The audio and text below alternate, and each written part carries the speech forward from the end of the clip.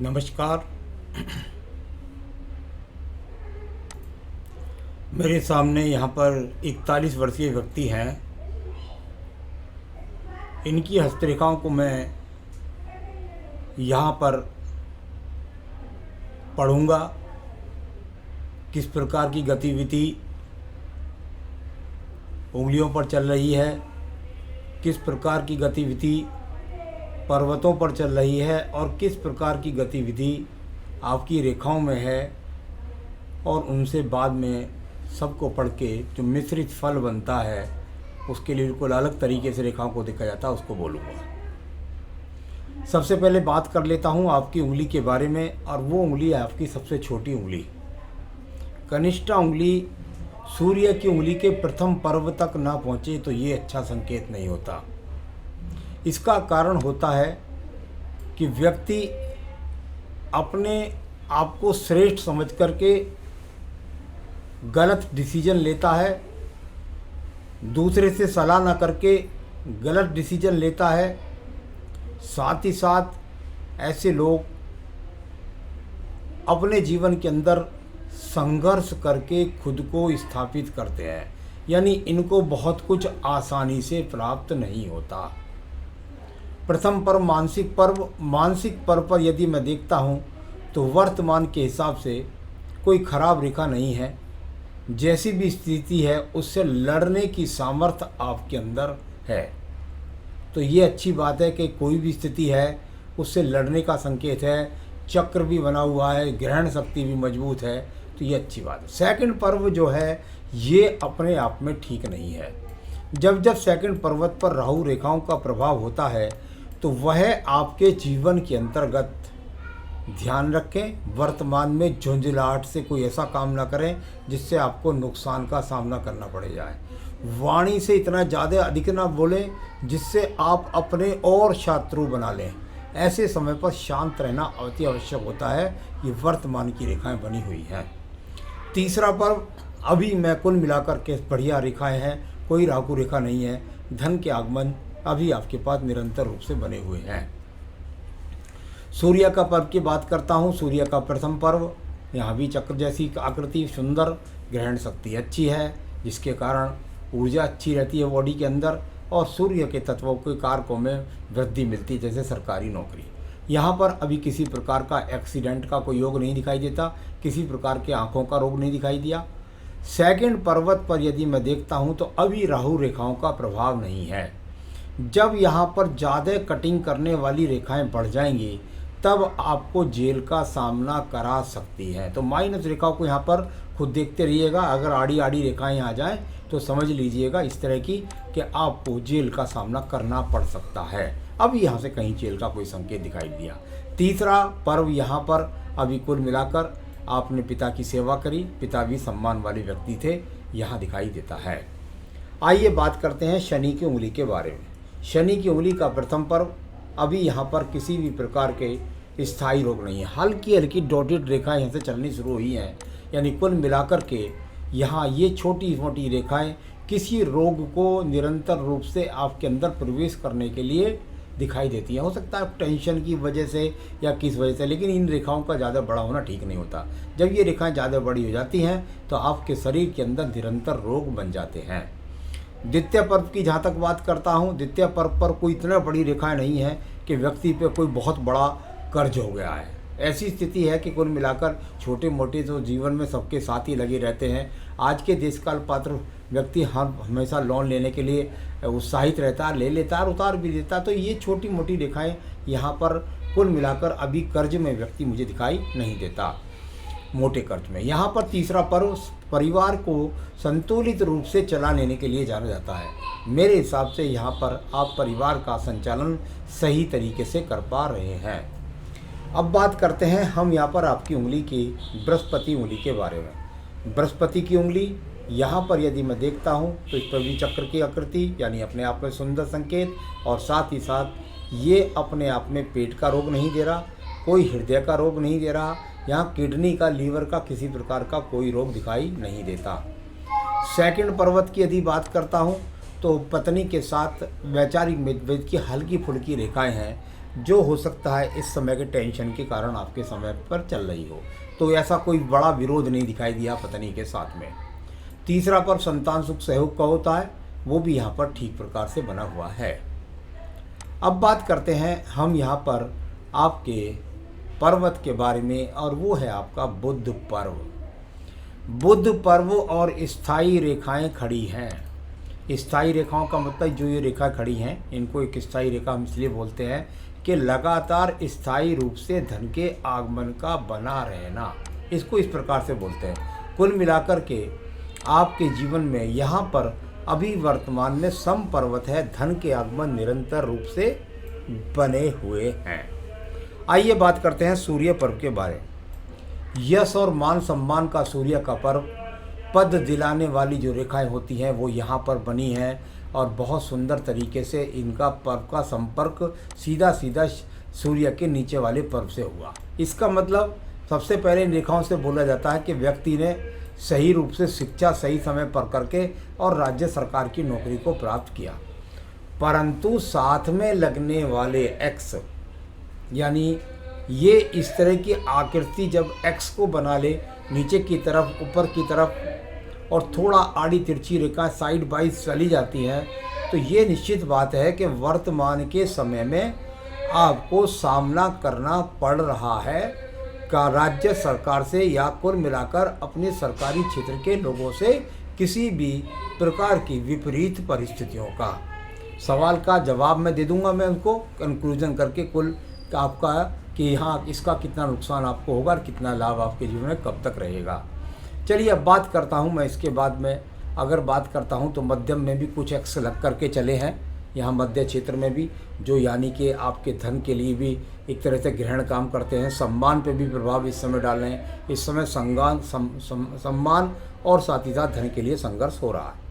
अब बात करते हैं आपके सीधे पर्व के बारे में, और वो पर्व है आपका यहाँ पर शनि का पर्व, यानी भाग्य का पर्व। भाग्य के पर्व में यदि आप देखेंगे तो यहाँ पर भी एक्स जैसी या कुल मिलाकर नक्षत्र जैसी स्थिति बिल्कुल स्पष्ट रूप से बनी हुई है। यानी इस समय अगर मैं कहूँ तो ये नक्षत्र जो यहाँ पर बन रहा है आपके शनि पर्व पर, ये आपके पर्वत भी आपका दबा हुआ है और नक्षत्र भी यहाँ बना हुआ है, और इसके नीचे भी एक छोटा एक्स भी बना हुआ है। कुल मिलाकर भाग्य वर्तमान में आपके साथ नहीं है। तो इसका मतलब ये हुआ कि इस समय वर्तमान में भाग्य आपके साथ नहीं है। चलिए बात करते हैं, यानी खर्च की स्थिति भी और ज़्यादा बढ़ी हुई है। अब बात करते हैं हम आपके बृहस्पति पर्व के बारे में।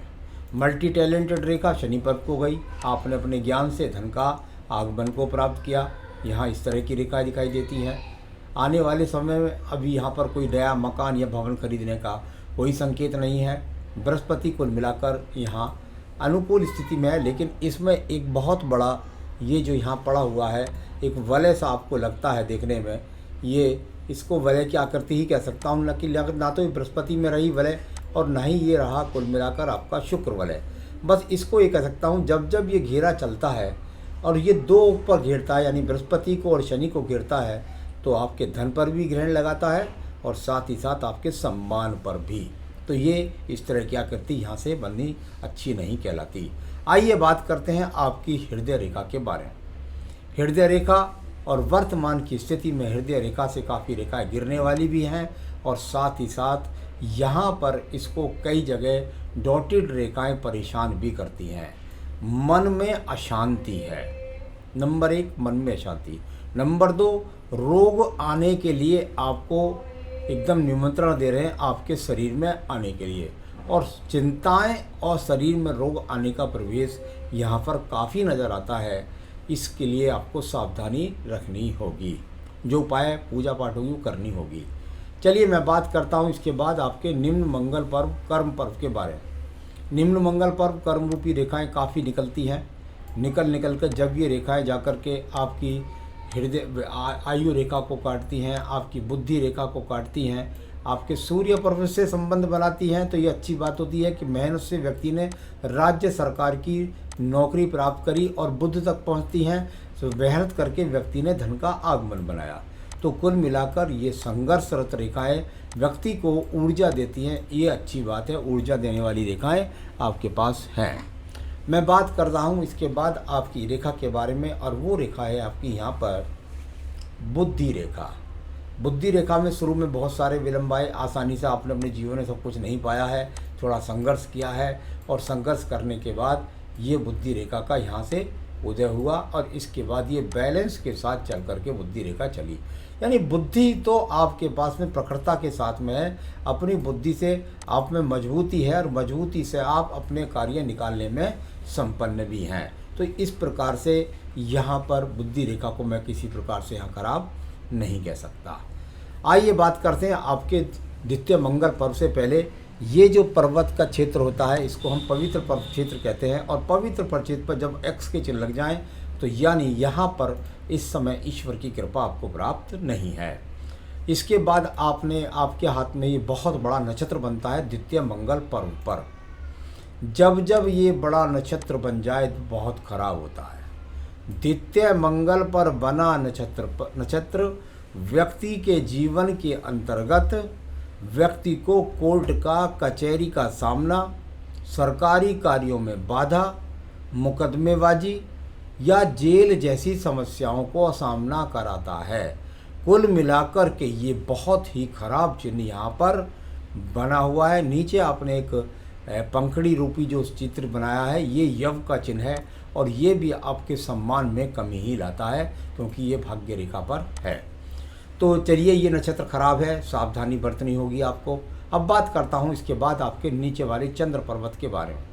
चंद्र पर्वत पर जो रेखाएं बनी हुई हैं, इन पर अगर देखते हैं तो कुल मिलाकर बस ऐसा कह सकते हैं कि विदेश यात्रा तो नहीं है, सिर्फ मन में सोचते रहते हैं, लेकिन कुल मिलाकर ये अपने आप में केतु से होकर के जाएं तो व्यक्ति को चिंता और स्वास्थ्य दोनों चीज़ देती हैं। अब बात करते हैं इसके बाद में आपके पास में हम बुध रेखाओं के बारे में। अगर आप बुध रेखा की बात करते हैं तो यहाँ से कहीं तक ये व्यापारिक रेखा के रूप में ही है। ये ट्रांसफ़र रेखा बोल देते हैं, या इनको बोल देते हैं भाई स्वास्थ्य को प्रभावित करने वाली रेखा। अभी तो मैं इसका फल सिर्फ इतना ही कह सकता हूँ कि व्यापार के अंदर हाथ ना डालें, और कुल मिलाकर कहीं गलत जगह इन्वेस्टमेंट ना करें, वहाँ से धोखा मिल सकता है। आइए बात करते हैं इसके बाद में आपकी रेखा के बारे में, और वो है आपकी भाग्य रेखा। भाग्य रेखा यहाँ से चलती है, घर से दूर स्थान पर पहुँचे, यहाँ से अपना भाग्य बनाया, और ये रेखा लगातार जा कर के 60 वर्ष तक पहुँच गई। बहुत अच्छा संकेत है कि भाग्य रेखा लगातार जा रही है और 60 वर्ष तक पहुँच रही है। यानी कुल मिलाकर आपके जीवन के अंदर निरंतरता के साथ एक ही कार्य क्षेत्र में धन के आगमन होना। सवाल में पूरा जवाब मैं दे दूंगा। आइए बात करते हैं इसके बाद। तो यानी ये भाग्य रेखा है, लेकिन नक्षत्र ऊपर बना हुआ था भाग्य पर्व पर, तो भाग्य वर्तमान में साथ नहीं दे रहा था। अब बात करते हैं इसके बाद में आपकी यहाँ पर मंगल रेखा के बारे में। ये बहुत शानदार रेखा है आपके पास। इस रेखा के कारण आप जीवन में कितनी भी बड़ी समस्या के अंदर आ जाएं, कोई दुनिया की ताकत नहीं है जो आप उस समस्या से ना निकलें। तो ये रेखा हर व्यक्ति को नहीं मिलती। ये बहुत ही शानदार रेखा आपके पास मौजूद है। संसाधन का पर्व जो ज़्यादा खराब नहीं है, संसाधन का पर्व कुल मिलाकर शुक्र पर्व आपके पास सही रूप से है, यानी वर्तमान में संसाधन आपके पास ठीक प्रकार से है। मैं बात करता हूं इसके बाद आपकी आयु रेखा के बारे में। यहाँ पर यदि मैं आयु रेखा की बात करूँगा तो बहुत बड़ा मंगल पर्व लेकर के चली है। ये एक बड़े स्थान परिवर्तन का सामना यहाँ पर आपके जीवन में लगभग ऐसा समझ लीजिए 42 से 43वें वर्ष में, यानी हो सकता है इस समय आप कोई स्थान परिवर्तन का सामना करें। अभी आने वाले 2 से 3 वर्ष में कभी कभी ये स्थान परिवर्तन कष्टदायी भी होता है। हो सकता है थोड़े समय के लिए आप अपनी जॉब से कुछ समय के लिए बैठ जाएं, इस तरह का संकेत। यहाँ पर आयु रेखा के नीचे से मछली का चिन्ह बन कर के चलता है, यानी कुल मिलाकर 80 साल से ऊपर की व्यक्ति की आयु है। तो मैंने बहुत सारे चिन्हों के बारे में आपको पढ़ कर के बताया है। इनका सवाल से कोई लेना देना नहीं होता, क्योंकि जब मैं सवाल पढ़ता हूँ तो उसके लिए मुझे कई पर्वतों को और कई चीज़ों को देखना पड़ता है। पहला ही सवाल है आपका कि आप एक सरकारी नौकरी में, बिल्कुल सरकारी नौकरी का चिन्ह भी है आपके हाथ के अंदर, और नौकरी रहेगी कि नहीं, क्या मुझे जेल जाना पड़ेगा? आप ये देख के बताइए। देखिए, नौकरी तो आपकी कहीं जाएगी नहीं, उसकी तो आप चिंता करिए मत। जहाँ तक सवाल है, अब से लेकर के मैं समझता हूँ अभी 6-8 महीने और ज़्यादा समस्या का सामना नहीं होगा। लेकिन जैसे ही आपके जीवन के अंदर 2022 प्रवेश करेगी, 2022 और 2023 आपको काफ़ी स्ट्रगल का सामना कराना पड़ेगी। ऐसा हो सकता है कुछ समय के लिए आपको नौकरी से घर बैठना पड़ जाए, लेकिन उसके बाद मुकदमों में जीत विजय हो जाए। ऐसा एक चीज़ में पक्की नहीं कह रहा हूँ। दूसरा, ऐसा हो सकता है उस समय आपको काफ़ी डिस्टर्बेंस का सामना करना पड़े, काफ़ी झगड़ों का, झंझटों का, मुकदमे का, स्वास्थ्य से संबंधित समस्याओं का।